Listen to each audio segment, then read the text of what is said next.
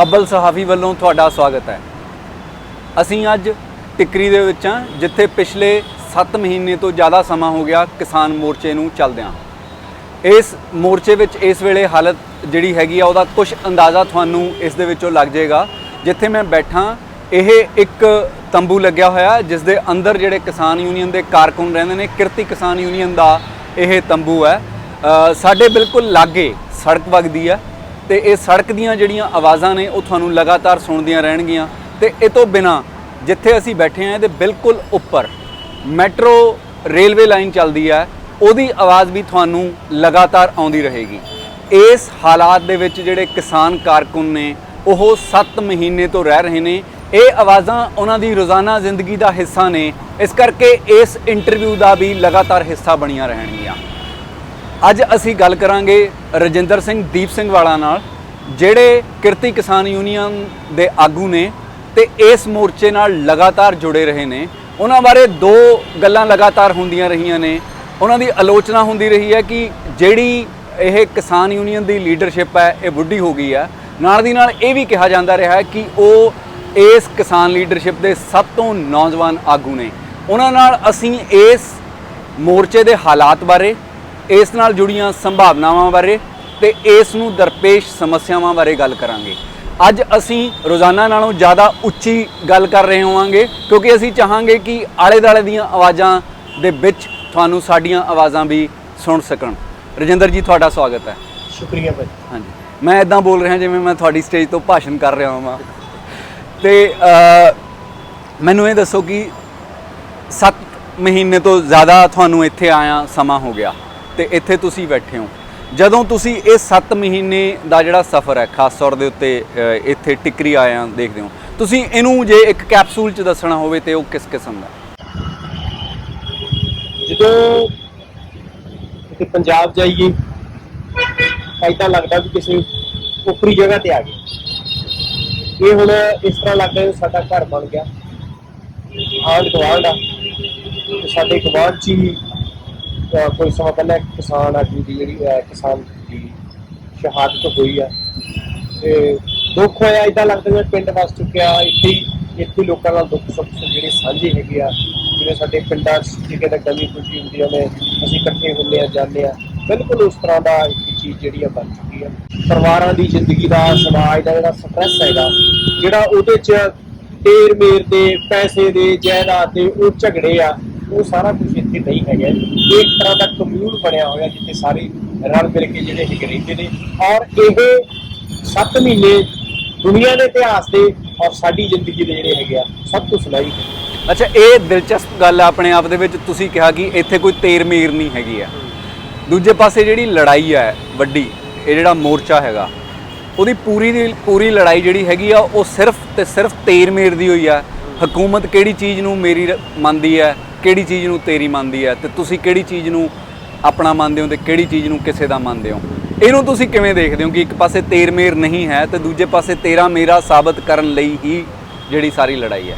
ਦੇਖੋ, ਇੱਕ ਤਾਂ ਹੈਗਾ ਕਿ ਸਮਾਜ 'ਚ ਆਪਾਂ ਕਹਿੰਦੇ ਕਿ ਬਰਾਬਰੀ ਹੋ, ਤੁਸੀਂ ਉਸ ਬਰਾਬਰੀ ਵਾਸਤੇ ਲੋਕਾਂ ਨੂੰ ਪ੍ਰਪੇਅਰ ਕਰਦੇ ਹੋ ਉਹ ਲੜਨ ਵਾਸਤੇ ਤੁਸੀਂ ਕਿ ਅਸੀਂ ਇੱਕ ਇਸ ਤਰ੍ਹਾਂ ਦਾ ਸਮਾਜ ਚਾਹੁੰਦੇ ਹਾਂ। ਜਦੋਂ ਸਮਾਜ ਦਾ ਇੱਕ ਗਿਣਨਯੋਗ ਹਿੱਸਾ ਉਸ ਆਈਡੀਏ ਨੂੰ ਅਪਣਾਇਆ ਜਾਊਗਾ then ਹੀ ਉਸ ਤਰ੍ਹਾਂ ਦੀ ਜਿਹੜੀ ਹੈਗੀ ਆ ਬਰਾਬਰੀ ਦੀ ਲੜਾਈ ਜਿਹੜੀ ਆ ਸੰਭਵ ਹੋ ਸਕਦੀ ਆ ਤੇ ਬਰਾਬਰੀ ਦਾ ਸਮਾਜ ਜਿਹੜਾ ਉਹ ਸਾਰਿਆ ਜਾ ਸਕਦਾ। ਜਿਸ ਤਰ੍ਹਾਂ ਇਹ ਵੀ ਸਾਰਾ ਕੁਝ ਹੋਣਾ ਚਾਹੁੰਦੇ ਆ, ਇਹ ਤੇਰ ਮੇਰ ਦਾ ਸਮਾਜ ਇਸ ਤਰ੍ਹਾਂ ਨਹੀਂ ਖਤਮ ਕਰਨਾ ਚਾਹੁੰਦੇਗੇ ਵੀ ਸਾਰਿਆਂ ਕੋਲੇ ਬਰਾਬਰ ਹੋਵੇ। ਇਹ ਤਾਂ ਇਸ ਤਰ੍ਹਾਂ ਖਤਮ ਚਾਹੁੰਦੇ ਕਿ ਸਿਰਫ ਕੁਝ ਮੁੱਠੀ ਭਰ ਹੱਥਾਂ ਦੇ ਵਿੱਚ ਹੋਵੇ। ਇਸ ਕਰਕੇ ਉਸ ਤੇਰ ਮੇਰ ਤੇ ਇਸ ਤੇਰ ਮੇਰ ਦੀ ਲੜਾਈ ਦੇ ਵਿੱਚ ਇਹ ਅੰਤਰ ਹੈ ਜੀ। ਰਜਿੰਦਰ, ਮੈਨੂੰ ਇਹ ਦੱਸੋ ਕਿ ਤੁਹਾਡੇ ਬਾਰੇ ਜਿਵੇਂ ਦੋ ਗੱਲਾਂ ਹੁੰਦੀਆਂ ਰਹੀਆਂ ਨੇ ਜਦੋਂ ਇਸ ਕਿਸਾਨ ਮੋਰਚੇ ਦੀ ਜਿਹੜੇ ਆਗੂ ਨੇ ਉਹਨਾਂ ਦੀ ਆਲੋਚਨਾ ਹੁੰਦੀ ਰਹੀ ਹੈ, ਉਹ ਆਲੋਚਨਾ ਦਾ ਇੱਕ ਜਿਹੜੀ ਦਲੀਲ ਇਹ ਰਹੀ ਹੈ ਕਿ ਇਹਦਾ ਬੁੱਢੇ ਹੋ ਗਏ ਨੇ, ਤੇ ਦੂਜਾ ਤੁਹਾਡੇ ਬਾਰੇ ਇਹ ਕਿਹਾ ਜਾਂਦਾ ਕਿ ਵੀ ਤੁਸੀਂ ਇਸ ਮੋਰਚੇ ਦੇ ਨੌਜਵਾਨ ਆਗੂ ਹੋ ਸਾਰਿਆਂ ਨਾਲੋਂ। ਤੇ ਤੁਸੀਂ ਕਿੱਧਰਲੇ ਪਾਸੇ ਰੱਖਦੇ ਹੋ ਆਪਣੇ ਆਪ ਨੂੰ? ਬੁੱਢਿਆਂ 'ਚ ਰੱਖਦੇ ਹੋ ਜਾਂ ਨੌਜਵਾਨਾਂ 'ਚ ਰੱਖਦੇ ਹੋ? ਮਨੁੱਖ ਆਪਣੀ ਉਮਰ ਤੋਂ ਬੁੱਢਾ ਜਾਂ ਨਹੀਂ ਹੁੰਦਾ, ਨੌਜਵਾਨ ਹੁੰਦਾ, ਉਹ ਆਪਣੇ ਆਈਡੀਏ ਤੋਂ ਹੁੰਦਾ। ਜੇ ਤੁਸੀਂ ਨੌਜਵਾਨ ਹੋ ਤੇ ਪਰ ਤੁਸੀਂ ਬਿਲਕੁਲ ਰੂੜੀਵਾਦੀ ਵਿਚਾਰਾਂ ਤੇ ਖੜੇ ਹੋ ਤਾਂ ਤੁਹਾਡੇ ਜਵਾਨ ਹੋਣ ਦਾ ਸਮਾਜ ਨੂੰ ਕੋਈ ਫਾਇਦਾ ਨਹੀਂ। ਔਰ ਜਿੰਨੀ ਪੰਜਾਬ ਦੀ ਕਿਸਾਨ ਲੀਡਰਸ਼ਿਪ ਹੈਗੀ ਆ ਉਹ ਆਈਡੀਏ ਪੱਖੋਂ ਸਾਰੀ ਹੀ ਨੌਜਵਾਨ। ਜੀ ਅੱਛਾ, ਮੈਨੂੰ ਇਹ ਦੱਸੋ ਕਿ ਇਸ ਵੇਲੇ 7 ਮਹੀਨੇ ਹੋ ਗਏ ਇਸ ਮੋਰਚੇ ਦੇ ਵਿੱਚ ਤੁਹਾਨੂੰ ਬੈਠਿਆਂ, ਤੇ 22 ਜਨਵਰੀ ਤੋਂ ਬਾਅਦ ਸਰਕਾਰ ਨਾਲ ਕੋਈ ਗੱਲਬਾਤ ਨਹੀਂ ਹੋਈ। ਤੇ ਜਦੋਂ ਤੁਸੀਂ ਮੋਰਚਾ ਲਾਉਂਦੇ ਹੋ ਉਹਦਾ ਇੱਕ ਬੁਨਿਆਦੀ ਟੀਚਾ ਇਹ ਹੁੰਦਾ ਕਿ ਸਰਕਾਰ ਜਿਹੜੀ ਹੈਗੀ ਹੈ ਉਹ ਤੁਹਾਡੇ ਨਾਲ ਬੈਠ ਕੇ ਗੱਲ ਕਰੇ ਤੇ ਤੁਹਾਡੇ ਮੁੱਦੇ ਨੂੰ ਨਜਿੱਠਣ ਵਾਲੇ ਪਾਸੇ ਨੂੰ ਲੈ ਕੇ ਜਾਵੇ। ਤੇ ਜਦੋਂ ਹੁਣ ਸਰਕਾਰ ਨਾਲ ਕੋਈ ਗੱਲਬਾਤ ਨਹੀਂ ਹੁੰਦੀ ਤੇ ਮੋਰਚਾ ਇਸ ਬਾਬਤ ਕੀ ਸੋਚ ਰਿਹਾ ਹੈ? ਦੇਖੋ, ਲੜਾਈ ਦੀ ਜੇ ਤਾਂ ਆਪਾਂ ਕਹੀਏ ਕਿ ਸਿਰਫ ਖੇਤੀ ਕਾਨੂੰਨ ਰੱਦ ਹੋਣੀ ਹੀ ਪ੍ਰਾਪਤੀ ਹੈ, ਫਿਰ ਤਾਂ ਇਹ ਲੱਗ ਸਕਦਾ ਕੁਝ ਲੋਕਾਂ ਨੂੰ ਕਿ ਇਸ ਮੋਰਚੇ ਦੀ ਕੋਈ ਪ੍ਰਾਪਤੀ ਨਹੀਂ ਹੈ। ਪਰ ਇਸ ਮੋਰਚੇ ਦੀਆਂ ਬੜੀਆਂ ਕਮਾਲ ਦੀਆਂ ਪ੍ਰਾਪਤੀਆਂ ਨੇ। ਜਿਹੜੀ ਇਸ ਮੁਲਕ ਦੇ ਵਿੱਚ ਕਿ ਹਿੰਦੂਤਾ ਦੀ ਪੋਲਿਟਿਕਸ ਬੀਜੇਪੀ ਆਰਐਸਐਸ ਕਰ ਰਹੀ ਸੀਗੀ, ਉਸ ਸਿਆਸਤ ਨੂੰ ਜਾਂ ਉਹਨਾਂ ਦੀ ਉਸ ਕੰਮ ਨੂੰ ਜਿਹੜੀ ਹੈਗੀ ਇੱਕ ਤਰ੍ਹਾਂ ਦੀ ਬ੍ਰੇਕ ਇਸ ਮੋਰਚੇ ਨੇ ਲਗਾ ਦਿੱਤੀ। ਅਯੁੱਧਿਆ ਦੇ ਵਿੱਚ 40 ਚੋਂ 34 ਸੀਟਾਂ ਤੇ ਬੀਜੇਪੀ ਹਾਰ ਗਈ, ਔਰ ਉੱਥੇ ਇੱਕ ਪੰਚਾਇਤ ਦੇ ਵਿੱਚ ਇੱਕ ਮੁਸਲਮਾਨ ਉਮੀਦਵਾਰ ਜਿੱਤਿਆ, ਜਿੱਥੇ ਸਿਰਫ ਮੁਸਲਮਾਨ ਦੀ 25 ਵੋਟਾਂ ਸੀ। ਇਹਦੇ ਨਾਲ ਬਹੁਤ ਗਿਣਤੀ ਹਿੰਦੂ ਭਾਈਚਾਰੇ ਨੇ ਨੂੰ ਵੋਟ ਪਾਈ ਆ। ਇਹ ਉਸ ਜਗ੍ਹਾ ਦੀ ਹਾਲਤ ਆ, ਮਤਲਬ ਉਸ ਜਗ੍ਹਾ ਦੀ ਆਪਾਂ ਕਹੀਏ ਵੀ ਖਬਰ ਆ, ਜਿਸ ਜਗ੍ਹਾ ਦੇ ਨਾਂ ਤੇ ਪੂਰੇ ਦੇਸ਼ ਦੇ ਵਿੱਚ ਉਹ ਧਰਮ ਦੀ ਸਿਆਸਤ ਜਿਹੜੀ ਆ ਉਹ ਬੀਜੇਪੀ ਜਿਹੜੀ ਆ ਉਹ ਕਰਦੀ ਰਹੀ ਹੈ। ਫਿਰ ਪੰਜਾਬ ਤੇ ਹਰਿਆਣੇ 'ਚ ਜਿਹੜੀ ਇੱਕ ਰਿਵੈਲਰੀ ਦੀ ਪੋਲਿਟਿਕਸ ਲੋਕ ਕਰਦੇ ਰਹੇ, ਉਹ ਸਾਰੀ ਪੋਲਿਟਿਕਸ ਨੂੰ ਇਸ ਮੂਵਮੈਂਟ ਨੇ ਧਾਰਾਸ਼ਾਹੀ ਜਿਹੜਾ ਸੀਗਾ ਉਹ ਕਰਤਾ। ਤੀਸਰਾ ਇੱਕ ਜਿਹੜੀ ਡੈਮੋਕ੍ਰੈਟਿਕ ਸਪੇਸ ਜਿੰਨੀ ਵੀ ਸੀਗੀ, ਜਿਹੜਾ ਉਹਨੂੰ ਸਰਕਾਰ ਨੇ ਖੋਇਆ ਕਿ ਹਰ ਕੋਈ ਦੇਸ਼ ਧਰੋਹੀ ਆ, ਹਰ ਕੋਈ ਅੱਤਵਾਦੀ ਆ। ਜੇ ਕਿਸੇ ਪੱਤਰਕਾਰ ਨੇ ਗੁਜਰਾਤ 'ਚ ਇਹ ਖਬਰ ਲਾਤੀ ਕਿ ਵਿਜੇ ਰੂਪਾਨੀ ਦੀ ਥਾਂ ਤੇ ਬੀਜੇਪੀ ਹੋਰ ਕਿਸੇ ਨੂੰ ਮੁੱਖ ਮੰਤਰੀ ਬਣਾ ਸਕਦੀ ਆ, ਇੰਨੀ ਗੱਲ ਤੇ ਦੇਸ਼ ਧਰੋਹ ਦੇ ਜਿਹੜੇ ਹੈਗੇ ਮੁਕੱਦਮੇ ਹੁੰਦੇ ਰਹੇ ਆ। ਫੀਸਾਂ ਦੇ ਵਾਧੇ ਖਿਲਾਫ ਲਗਾਤਾਰ ਵਿਦਿਆਰਥੀਆਂ ਦੇ ਦੇਸ਼ ਧਰੋਹ ਦੇ ਮੁਕੱਦਮੇ ਹੁੰਦੇ ਰਹੇ ਆ। ਉਹ ਇੱਕ ਜਿਹੜੀ ਡੈਮੋਕ੍ਰੈਟਿਕ ਸਪੇਸ ਇਹਨਾਂ ਨੇ 7 ਸਾਲਾਂ 'ਚ ਖੋਈ ਸੀ, ਉਹਨੂੰ ਰੀਕਲੇਮ ਕਰਨ ਦਾ ਵੀ ਜਿਹੜਾ ਹੈਗਾ ਇੱਕ ਹੱਦ ਤੱਕ ਇਸ ਮੂਵਮੈਂਟ ਨੇ ਜਿਹੜਾ ਉਹ ਕੰਮ ਕੀਤਾ ਹੈ। ਚੌਥੀ ਪ੍ਰਾਪਤੀ ਕਿ ਇਹਨੇ ਕਾਰਪੋਰੇਟ ਨੂੰ ਐਕਸਪੋਜ਼ ਕੀਤਾ। ਜੇ ਕਹੀਏ ਕਿ ਇੱਕ ਤਰ੍ਹਾਂ ਦਾ ਪੂੰਜੀਵਾਦੀ ਮਾਡਲ ਦੇ ਸਾਹਮਣੇ ਇੱਕ ਵੱਡੀ ਚੁਣੌਤੀ ਜਿਹੜੀ ਇਹਨੇ ਪੇਸ਼ ਕੀਤੀ ਆ। ਮੈਂ ਇਹ 'ਚ ਦੋ ਗੱਲਾਂ ਦਾ ਜ਼ਿਕਰ ਕਰਨਾ ਚਾਹੂੰਗਾ। ਪੰਜਾਬ 'ਚ 8-9 ਮਹੀਨੇ ਤੋਂ ਟੋਲ ਪਲਾਜ਼ੇ ਬਿਲਕੁਲ ਬੰਦ ਨੇ। ਜਦੋਂ ਇਹ ਮੂਵਮੈਂਟ ਜਿੱਤੀ ਜਾਊਗੀ, ਮੂਵਮੈਂਟ ਸਮਾਪਤ ਹੋਊਗੀ, ਕੀ ਪੰਜਾਬ 'ਚ ਟੋਲ ਪਲਾਜ਼ੇ ਚਲਾਉਣੇ ਸੌਖੇ ਹੋਣਗੇ? ਟੋਲ ਪਲਾਜ਼ੇ ਚਲਾਉਣੇ ਪਤਾ ਨਹੀਂ ਹੁਣ ਚੱਲਣਗੇ ਕਿ ਨਹੀਂ ਚੱਲਣਗੇ, ਇਹ ਵੀ ਇੱਕ ਸਵਾਲ ਆ। ਕਿਉਂਕਿ ਲੋਕਾਂ ਨੂੰ ਇਹ ਸਮਝ ਆ ਗਈ ਕਿ ਯਾਰ ਇਸ ਮੁਲਕ 'ਚ ਤੁਰਨ ਫਿਰਨ ਦੇ ਵੀ ਪੈਸੇ ਲੈਂਦੇ ਆ, ਵੀ ਇਹ ਸੜਕ ਤੋਂ ਇੱਧਰ ਦੀ ਜਾਣਾ 70 ਦੇ ਜੋ, ਇੱਧਰ ਜਾਣਾ 100 ਦੇ ਜੋ, ਯਾਰ ਤੁਰਨ ਫਿਰਨ ਦੇ ਵੀ ਪੈਸੇ ਲੱਗਦੇ। ਇਹ ਲੋਕਾਂ ਨੂੰ ਗੱਲ ਸਮਝ ਆਈ ਤੇ ਜਿਹੜਾ ਅਸੀਂ ਕਹਿੰਦੇ ਸੀ ਸਾਰਾ ਕੁਝ ਇਹਨਾਂ ਨੇ ਪੂਰੀ ਰੋਟੀ ਨੂੰ ਤਿਜੋਰੀ 'ਚ ਬੰਦ ਕਰਨਾ ਚਾਹੁੰਦੇ ਆ, ਉਹਦੀ ਇੱਕੋ ਗੱਲ ਸਰੋਂ ਦੇ ਤੇਲ ਦੇ ਨਾਲ ਹੀ ਲੋਕਾਂ ਨੂੰ ਇੰਨੀ ਗੱਲ ਰੇਟ ਦੇ ਨਾਲ ਸਮਝ ਆ ਗਈ ਕਿ ਸਰੋਂ ਦਾ ਤੇਲ 200 ਰੁਪਏ ਨੂੰ ਅੱਜ ਜਿਹੜਾ ਲੀਟਰ ਹੈਗਾ ਉਹ ਮਿਲ ਰਿਹਾ। ਲੋਕ ਸਮਝ ਰਹੇ ਹੈਗੇ ਆ ਕਿ ਜਦੋਂ ਸਾਰੇ ਇਹਨਾਂ ਨੇ ਸਾਡੀ ਰਸੋਈ ਤੇ ਸਾਰੇ ਖੇਤੀ ਦੇ ਖੁਰਾਕ ਤੇ ਕਬਜ਼ਾ ਕਰ ਲਿਆ ਤੇ ਸਾਡੀ ਜ਼ਿੰਦਗੀ ਦਾ ਵੱਡਾ ਹਿੱਸਾ ਕਮਾਈ ਦਾ ਜਿਹੜਾ ਹੈਗਾ ਉਹ ਇਹਦੇ 'ਚ ਜਾਨ ਲੱਗ ਜੂਗਾ ਰੋਟੀ ਖਾਣ ਦੇ ਵਿੱਚ। ਇਹ 'ਚ ਮੈਂ ਬਲੀਵੀਆ ਦੀ ਐਗਜ਼ਾਮਪਲ ਦੇਣਾ ਚਾਹੂੰਗਾ। ਬਲੀਵੀਆ ਦੇ ਵਿੱਚ ਬਿਲਕੁਲ ਇਸ ਤਰ੍ਹਾਂ ਦੀ ਸਥਿਤੀ ਬਣਾਈ। ਬਲੀਵੀਆ 'ਚ ਲੋਕਾਂ ਦੀ ਇਨਕਮ ਦਾ 50% ਦੀ ਹਿੱਸਾ ਪਾਣੀ ਖਰੀਦਣ ਤੇ ਜਾਣ ਲੱਗ ਗਿਆ, ਜਿਸ ਤੋਂ ਬਾਅਦ ਲੋਕੀ ਕੰਪਨੀ ਨੂੰ ਜੜਾਉਣ ਵਾਲੇ ਪਾਸੇ ਤੁਰੇ। ਉਹ ਇੱਕ ਜਿਹੜੀ ਕਾਰਪੋਰੇਟ ਦੇ ਸਾਹਮਣੇ ਬਹੁਤ ਵੱਡੀ ਚੁਣੌਤੀ ਜਿਹੜੀ ਇਸ ਮੂਵਮੈਂਟ ਨੇ ਜਿਹੜੀ ਆ ਉਹ ਪੇਸ਼ ਕੀਤੀ ਆ। ਤੇ ਪੂਰੀ ਦੁਨੀਆ ਦੇ ਵਿੱਚ ਹੀ ਕੈਪੀਟਲਿਜ਼ਮ ਮਾਡਲ ਜਿਹੜਾ ਹੈਗਾ ਉਹਨੂੰ ਇਹਨੇ ਐਕਸਪੋਰਟ ਕਰਤਾ, ਬੇਪਰਤ ਕਰਤਾ ਕਿ ਇਹ ਲੋਕਾਂ ਦਾ ਦੋਖੀ ਆ, ਲੋਕਾਂ ਨੂੰ ਬੇਜ਼ਮੀਨਾ ਕਰਨਾ ਚਾਹੁੰਦਾ, ਲੋਕਾਂ ਨੂੰ ਭੁੱਖੇ ਮਾਰਨਾ ਚਾਹੁੰਦਾ। ਇਹ ਇਸ ਮੋਰਚੇ ਦੀਆਂ ਕਾਨੂੰਨ ਰੱਦ ਕਰਾਉਣ ਤੋਂ ਹੁਣ ਤੱਕ ਦੀਆਂ ਕਿਤੇ ਵੱਡੀਆਂ ਜਿਹੜੀਆਂ ਨੇ ਉਹ ਬਰਾਬਰ ਜੀ। ਜਦੋਂ ਕਿਸਾਨ ਯੂਨੀਅਨ ਦਾ ਆਗੂ ਇਸ ਮੋਰਚੇ 'ਚ ਬੈਠ ਕੇ ਗੱਲ ਕਰਦਾ ਹੈ ਤੇ ਉਹਨੇ ਆਪਣੇ ਆਪ ਨੂੰ ਤੇ ਆਪਣੇ ਨਾਲ ਦੇ ਜਿਹੜੇ ਬਾਕੀ ਜੀ ਨੇ ਜਿਹੜੇ ਮੋਰਚੇ 'ਚ ਸ਼ਾਮਿਲ ਨੇ ਉਹਨਾਂ ਨੂੰ ਉਤਸ਼ਾਹ 'ਚ ਰੱਖਣ ਲਈ ਦੁਨੀਆ ਭਰ ਦੀਆਂ ਉਹ ਖਬਰਾਂ ਜਿਹੜੀਆਂ ਉਤਸ਼ਾਹ ਦਿੰਦੀਆਂ ਨੇ ਉਹ ਇਕੱਠੀਆਂ ਕਰਨੀਆਂ ਨੇ ਤੇ ਉਹਨਾਂ ਨਾਲ ਸਾਂਝੀਆਂ ਕਰਨੀਆਂ ਨੇ, ਜਿਨ੍ਹਾਂ ਦੀ ਆਪਣੇ ਆਪ ਦੇ ਵਿੱਚ ਇੱਕ ਅਹਿਮੀਅਤ ਹੈ, ਜਿਹੜੀਆਂ ਇਸ ਮੋਰਚੇ ਨਾਲ ਜੁੜੀਆਂ ਲੱਗ ਸਕਦੀਆਂ ਨੇ ਖਿਆਲ ਦੇ ਪੱਖੋਂ। ਪਰ ਜਦੋਂ ਮੋਰਚਾ ਹੁੰਦਾ, ਮੋਰਚਾ ਕਿਸੇ ਇੱਕ ਮੰਗ ਤੇ ਹੁੰਦਾ, ਉਸ ਮੰਗ ਨਾਲ ਲੋਕ ਜੁੜ ਕੇ ਇੱਕ ਦੂਜੇ ਕੋਲ ਬੈਠਦੇ ਨੇ, ਉੱਤੇ ਇਤਫਾਕ ਵੀ ਵੱਧਦਾ ਹੈ, ਉਹ ਇੱਕ ਦੂਜੇ ਨੂੰ ਵੀ ਵੱਧ ਜਾਣਦੇ ਨੇ ਤੇ ਉੱਥੇ ਜਿਹੜੇ ਕਿਰਦਾਰ ਨੇ ਉਹ ਬਦਲ ਜਾਂਦੇ ਨੇ, ਲੋਕਾਂ ਦੇ ਚੰਗੇ ਪਾਸੇ ਨੂੰ ਚਲੇ ਜਾਂਦੇ ਨੇ। ਇਹ ਤੇ ਹੈਗੀ ਗੱਲ, ਪਰ ਬੁਨਿਆਦੀ ਮੰਗ ਤਾਂ ਜਿਹੜੀ ਹੈਗੀ ਹੈ ਨਾ, ਇਹ ਤੇ ਨਹੀਂ ਹੋ ਸਕਦਾ ਕਿ ਤੁਸੀਂ ਕਿਤੇ ਗਏ ਹੋ ਤੇ ਜਿਹੜਾ ਕੰਮ ਗਏ ਹੋ ਉਹਦੇ ਬਾਰੇ ਕੋਈ ਹਿਸਾਬ ਕਿਤਾਬ, ਕੋਈ ਲੇਖਾ ਜੋਖਾ ਨਾ ਹੋਵੇ। ਜਦੋਂ ਅਸੀਂ ਲੇਖਾ ਜੋਖਾ ਇਹ ਕਰਾਂਗੇ ਕਿ ਇਹ ਜਿਹੜੇ 3 ਕਾਨੂੰਨ ਨੇ ਜਿਨ੍ਹਾਂ ਨੂੰ ਤੁਸੀਂ ਰੱਦ ਕਰਵਾਉਣ ਆਏ ਸੀ, ਉਹਨਾਂ ਦੀ ਲੜਾਈ ਨੂੰ ਤੁਸੀਂ ਇਸ ਵੇਲੇ ਕਿੱਥੇ ਦੇਖਦੇ ਹੋ? ਦੇਖੋ, ਜਿੱਥੇ ਤੱਕ ਕਾਨੂੰਨਾਂ ਨੂੰ ਰੱਦ ਕਰਾਉਣ ਦੀ ਗੱਲ ਹੈ, ਇੱਕ ਬੜੀ ਇਹ ਧਾਰਨਾ ਬਣਾਈ ਗਈ ਸੀਗੀ ਕਿ ਮੋਦੀ ਹੁਕੂਮਤ ਪਿੱਛੇ ਨਹੀਂ ਹਟਦੀ। ਹੁਣ ਜਿਵੇਂ ਕਈ ਮੀਡੀਆ ਚੈਨਲ ਜਾਂ ਕੁਝ ਪੱਤਰਕਾਰ ਵੀਰੇ ਬਣਾਉਂਦੇ ਗੱਲ ਕਿ ਕਿਸਾਨ ਵੀ ਅੜੇ ਹੋਏ ਆ, ਮੋਦੀ ਵੀ ਅੜਿਆ ਹੋਇਆ। ਨਹੀਂ, ਕਿਸਾਨ ਅੜੇ ਹੋਏ, ਮੋਦੀ ਨਹੀਂ ਅੜਿਆ ਹੋਇਆ। ਉਹ ਤਾਂ ਲਗਾਤਾਰ ਪਿੱਛੇ ਹਟਦਾ। ਪਹਿਲਾਂ ਉਹਨਾਂ ਨੇ ਕਿਹਾ ਕਿ ਅਸੀਂ, ਖੱਟੜ ਨੇ ਕਿਹਾ ਵੀ ਹਰਿਆਣਾ ਨਹੀਂ ਲੰਘਣ ਦੇਣਾ। ਅਸੀਂ ਦਿੱਲੀ ਦੇ ਗੁਰੂਆਂ ਤੱਕ ਪਹੁੰਚੇ। ਅਮਿਤ ਸ਼ਾਹ ਦੂਜੇ ਦਿਨ ਲਾਈਵ ਹੋ ਕੇ ਬੋਲੇ ਕਿ ਤੁਸੀਂ ਦਿੱਲੀ ਚ ਆ ਜਾਓ। ਦੇਸ਼ ਦਾ ਗ੍ਰਹਿ ਮੰਤਰੀ ਖੁਦ ਤੁਹਾਨੂੰ ਸੱਦਾ ਰਿਹਾ ਕਿ ਦਿੱਲੀ ਆਓ। ਅਸੀਂ ਹਰਿਆਣਾ ਟੱਪਣ ਨਹੀਂ ਦੇਣਾ, ਤੇ ਕੌਣ ਪਿੱਛੇ ਹਟਿਆ? ਫਿਰ ਉਹਨਾਂ ਨੇ ਕਿਹਾ ਵੀ ਕਾਨੂੰਨ ਤਾਂ ਬਹੁਤ ਚੰਗੇ ਆ, ਇਹਨਾਂ ਦੇ ਵਿੱਚ ਤਾਂ ਕੋਈ ਜਿਹੜੀ ਹੈਗੀ ਆ ਉਹ ਗੁੰਜਾਇਸ਼ ਨਹੀਂ ਹੈਗੀ। ਇਹ 4 ਮਹੀਨਿਆਂ ਬਾਅਦ ਕਾਨੂੰਨਾਂ 'ਚ ਸੋਧਾ ਕਰਨ ਨੂੰ ਤਿਆਰ ਹੋ ਗਏ, ਕੌਣ ਪਿੱਛੇ ਹਟਿਆ? ਇਹ 4.5 ਮਹੀਨਿਆਂ ਬਾਅਦ ਕਾਨੂੰਨਾਂ ਨੂੰ ਸਸਪੈਂਡ ਕਰਨ ਲਈ ਤਿਆਰ ਹੋ ਗਏ, ਕੌਣ ਪਿੱਛੇ ਹਟਿਆ? 5 ਮਹੀਨਿਆਂ ਬਾਅਦ ਕਾਨੂੰਨ ਇਹਨਾਂ ਨੇ ਸਸਪੈਂਡ ਕਰਤੇ। ਅੱਜ ਕਾਨੂੰਨ ਇਸ ਮੁਲਕ 'ਚ ਇਹ ਲਾਗੂ ਨਹੀਂ ਗੇ, ਪਿੱਛੇ ਕੌਣ ਹਟਿਆ? ਅਸੀਂ ਆਪਣੀਆਂ ਡਿਮਾਂਡਸ ਤੇ ਉਦਾਂ ਫਰਕ, ਮੋਦੀ ਸਰਕਾਰ ਲਗਾਤਾਰ ਪਿੱਛੇ ਹਟ ਰਹੀ ਆ। ਤੇ ਹੁਣ ਤਾਂ ਇਹਨੂੰ ਸਿਆਸੀ ਗੇਮ ਜਿਹੜੀ ਲਗਾਤਾਰ ਪੰਜਾਬ 'ਚ ਖਤਮ ਹੋ ਗਏ, ਹਰਿਆਣੇ 'ਚ ਖਾਤਮੇ ਵਾਲੇ ਖਤਮ ਹੋਣ ਵਾਲੇ ਪਾਸੇ ਆ, ਬੰਗਾਲ 'ਚ ਇਹਨਾਂ ਦਾ ਕੁਛ ਨਹੀਂ ਵਟਿਆ ਗਿਆ, ਯੂਪੀ ਦੀਆਂ ਪੰਚਾਇਤੀ ਚੋਣਾਂ 'ਚ ਇਹ ਬੁਰੀ ਤਰ੍ਹਾਂ ਜਿਹੜੇ ਹੈਗੇ ਆ ਉਹ ਹਾਰੇ ਆ। ਤੇ ਉਹਨਾਂ ਦਾ ਜਿਹੜਾ ਪੂਰਾ ਏਜੰਡਾ ਸੀਗਾ ਬਸ ਜਿੰਦਾ, ਉਹ ਏਜੰਡਾ ਠੰਡੇ ਬਸਤੇ ਵਿੱਚ ਜਿਹੜਾ ਹੈਗਾ ਉਹ ਪੈ ਚੁੱਕਿਆ। ਤਾਂ ਅਸੀਂ ਲਗਾਤਾਰ ਜਿੱਤ ਵਾਲੇ ਪਾਸੇ ਜਿਹੜਾ ਹੈਗਾ ਉਹ ਵੱਧ ਰਹੇ। ਜੇ ਇਹ ਕਹਿਣਾ ਹੋਵੇ ਕਿ ਕਾਨੂੰਨ ਮਰ ਚੁੱਕੇ ਆ, ਡੈਥ ਸਰਟੀਫਿਕੇਟ ਲੈਣਾ ਹਜੇ ਬਾਕੀ। ਜਦੋਂ ਅਸੀਂ ਇਸ ਗੱਲ ਦਾ ਜਿਹੜਾ ਲੇਖਾ ਜੋਖਾ ਕਰਾਂਗੇ ਕਿ ਇਹ ਮੋਰਚਾ ਅੱਗੇ ਕਿਵੇਂ ਵੱਧ ਰਿਹਾ, ਤੇ ਉਹਦੇ ਵਿੱਚ ਕਈ ਸਾਰੀਆਂ ਦਲੀਲਾਂ ਦਿੱਤੀਆਂ ਜਾਂਦੀਆਂ ਨੇ ਕਿ ਇਸ ਮੋਰਚੇ ਨੂੰ ਲੋਕਾਂ ਦੀ ਹਮਾਇਤ ਵੱਧ ਰਹੀ ਹੈ, ਇਸ ਮੋਰਚੇ ਦੀ ਸਰਕਾਰੀ ਦਰਬਾਰੇ ਸੁਣਵਾਈ ਵੱਧ ਰਹੀ ਹੈ, ਇਸ ਮੋਰਚੇ ਦੀ ਹਮਾਇਤ ਦੇ ਵਿੱਚ ਜਿਹੜਾ ਕੌਮਾਂਤਰੀ ਪੱਧਰ ਦੇ ਉੱਤੇ ਲੋਕ ਲਾਮਬੰਦ ਹੋ ਰਹੇ ਨੇ। ਜਦੋਂ ਅਸੀਂ ਇਸ ਮੌਜੂਦਾ ਪੜਾਅ ਦੇ ਵਿੱਚ ਬੈਠ ਕੇ ਗੱਲ ਕਰ ਰਹੇ ਹਾਂ, ਤੇ ਮੈਨੂੰ ਇਹ ਦੱਸੋ ਕਿ ਮੋਰਚਾ ਇਹਨਾਂ ਦੇ ਵਿੱਚੋਂ ਕਿਹੜੇ ਪੱਖ ਦੇ ਉੱਤੇ ਅੱਗੇ ਵੱਧ ਰਿਹਾ ਹੈ? ਦੇਖੋ, ਮੋਰਚਾ ਹਰ ਖੇਤਰ 'ਚ ਅੱਗੇ ਵਧ ਕਿਸੇ ਵੀ ਤਰੀਕੇ ਦੇ ਨਾਲ। ਹੁਣ ਜਿਵੇਂ ਪਿਛਲੀ ਦਿਨੀ ਇਹ ਗੱਲ ਚਰਚਾ ਜੀ ਕਿ ਕੈਨੇਡਾ ਦੇ ਵਿੱਚ ਸਿਲੇਬਸ ਦਾ ਹਿੱਸਾ, ਇਸ ਮੋਰਚੇ ਦੀ ਕਹਾਣੀ ਜਿਹੜੀ ਸਿਲੇਬਸ ਦਾ ਹਿੱਸਾ ਉਹ ਬਣੀ ਕਿ ਦੁਨੀਆ 'ਚ ਕੋਈ ਸਟਰਗਲ ਚੱਲ ਰਹੀ ਆ, ਉਹ ਕਿਤੇ ਸਿਲੇਬਸ ਦਾ ਹਿੱਸਾ ਬਣ ਜਾਣੀ, ਇਹ ਮਤਲਬ ਛੋਟੀ ਗੱਲ ਜਿਹੜੀ ਉਹ ਨਹੀਂ। ਇੰਟਰਨੈਸ਼ਨਲ ਲੈਵਲ ਤੇ ਸਪੋਰਟ ਜਿਹੜੀ ਲਗਾਤਾਰ ਆ ਉਹ ਵੱਧ ਰਹੀ ਆ। ਪਿਛਲੇ ਦਿਨੀ ਅਮਰੀਕਾ ਦੇ ਵਿੱਚ ਕੈਲੀਫੋਰਨੀਆ ਤੋਂ ਲੋਕਾਂ ਨੇ ਜਿਹੜਾ $1 ਲੱਖ ਇਕੱਠਾ ਕਰਕੇ ਜਿਹੜਾ ਇਸ ਮੋਰਚੇ ਨੂੰ ਜਿਹੜਾ ਉਹ ਭੇਜਿਆ। ਹਰ ਖੇਤਰ, ਹਰ ਪੱਖੋਂ ਹੀ। ਮੈਂ ਉਹਦੇ 'ਚ ਇੱਕ ਜਿਹੜੀ ਗੱਲ ਦਾ ਜ਼ਿਕਰ ਕਰਨਾ ਚਾਹੂੰਗਾ ਕਿ 26 ਜੂਨ ਨੂੰ ਜਦੋਂ ਦਿੱਲੀ ਮੋਰਚੇ ਦੇ 7 ਮਹੀਨੇ ਹੋਏ ਤਾਂ ਦੇਸ਼ ਦੀਆਂ ਸੂਬਿਆਂ ਦੀਆਂ ਰਾਜਧਾਨੀਆਂ ਦੇ ਵਿੱਚ ਰੋਸ ਪ੍ਰਦਰਸ਼ਨ ਰੱਖੇ। 26 ਜੂਨ ਦਾ ਦਿਨ ਸੀ, ਉਹਨਾਂ ਦਿਨਾਂ 'ਚ ਪੰਜਾਬ ਤੇ ਹਰਿਆਣੇ ਦੀ ਕਿਸਾਨੀ, ਖਾਸ ਕਰਕੇ ਜਿਹੜਾ ਗ੍ਰੀਨ ਰੈਵੋਲੂਸ਼ਨ ਦੀ ਬੈਲਟ ਹੈਗੀ ਆ, ਜਿੱਥੇ ਮਤਲਬ ਝੋਨੇ ਦੀ ਖੇਤੀ ਹੁੰਦੀ ਆ, ਉਹ ਬਹੁਤ ਜ਼ਿਆਦਾ ਫਸੀ ਹੋਈ ਹੈ। ਇਸ ਵਾਰ ਤਾਂ ਪੰਜਾਬ ਦੀ ਕਿਸਾਨੀ ਕਈ ਪਾਸੇ ਫਸੀ ਹੋਈ ਹੈ ਨਾ, ਕਿ ਕੈਪਟਨ ਸਰਕਾਰ ਬਿਜਲੀ ਨਹੀਂ ਦੇ ਰਹੀ, ਬਾਰਿਸ਼ ਨਹੀਂ ਹੋ ਰਹੀ, ਬੜੀ ਮੁਸ਼ਕਲ ਹੈਗੀ ਆ ਕਿ ਜਿਹੜਾ ਝੋਨਾ ਲਾਇਆ ਉਹਨੂੰ ਪਾਣੀ ਨਹੀਂ ਪੂਰਾ ਹੋ ਰਿਹਾ, ਹੋਰ ਲਾਉਣ ਵਾਸਤੇ ਜਿਹੜਾ ਪਾਣੀ ਹੈਗਾ ਉਹ ਫੜ ਨਹੀਂ ਰਿਹਾ ਹੈਗਾ।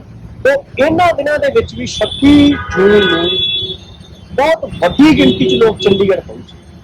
ਇਹ 12 ਸਾਲਾਂ ਬਾਅਦ ਕਿਸਾਨ ਇੰਨੀ ਵੱਡੀ ਗਿਣਤੀ ਚੰਡੀਗੜ੍ਹ ਦੇ ਵਿੱਚ ਦਾਖਲ ਕਿ ਉਸੇ ਦਿਨ ਟਿੱਕਰੀ ਵੀ ਲੋਕ ਆਏ, ਸੰਧੂ ਵੀ ਲੋਕ ਆਏ।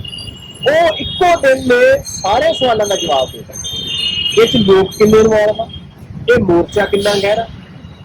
ਇਹ ਮੋਰਚਾ ਹੁਣ ਇੰਨਾ ਗਹਿਰਾ ਕਿ ਇਹਦੇ ਤੇ ਗਰਮੀ, ਸਰਦੀ, ਸਰਕਾਰੀ ਜ਼ਬਰ, ਖੇਤੀ ਰੁਝੇਵੇਂ, ਇਹ ਸਾਰੇ ਹੀ ਆ। ਜਿੰਨਾ ਕੁ ਮੈਂ ਕਿਸਾਨ ਯੂਨੀਅਨ ਦੀ ਜਿਹੜੀ ਸਰਗਰਮੀ ਨੂੰ ਦੇਖਿਆ ਕਿ ਕੁਝ ਦਿਨ ਇਦਾਂ ਦੇ ਹੁੰਦੇ ਨੇ ਕਿ ਕਿਸਾਨ ਯੂਨੀਅਨ ਉਹਨਾਂ ਦਿਨਾਂ ਦੇ ਵਿੱਚ ਵੱਡਾ ਸੱਦਾ ਦੇਣ ਤੋਂ ਗੁਰੇਜ਼ ਕਰਦੀ ਆ, ਖਾਸ ਤੌਰ ਦੇ ਉੱਤੇ ਜਦੋਂ ਖੇਤਾਂ ਦੇ ਵਿੱਚ ਕੰਮ ਚੱਲ ਰਿਹਾ ਹੋਵੇ।